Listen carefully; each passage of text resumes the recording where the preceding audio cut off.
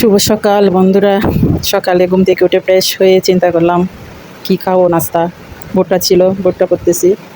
ছেলে মেয়ে থেকে জিজ্ঞেস করলাম ওরা কীভাবে খাবে। ওরা বললো যে সিদ্ধ খাবে না, পরে খাবে, তাই পোড়া করতেছি। এই যে দেখেন আমার পোড়া হয়ে গেছে।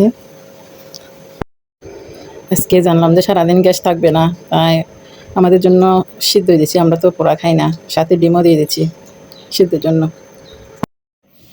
এরপরে বেগুন বাছতেছি দুপুরের জন্য, কখন আবার গ্যাস চলে যায়। বেগুনে আবার চুলকানি হয়, বেগুন খেলে কি খাবো, একটা জ্বালায় আছি। এটা খেলেও চুলকানি, ওটা খেলেও চুলকানি। এরপরে আমার ছেলের বন্ধু কতগুলো বাদাম আর ভুট্টা পাঠিয়েছে, এগুলো খাচ্ছি আমি মিলে। তারপরে দুপুরে ভাত খেতে বসছি, লাউ ভাজি আর মাছ দিয়ে আলু দিয়ে ভাত খেলাম পেট ভরে আজকে। আচ্ছা, আমার বলো এতটুকু পর্যন্ত। সবাই ভালো থাকবেন, ধন্যবাদ সবাইকে।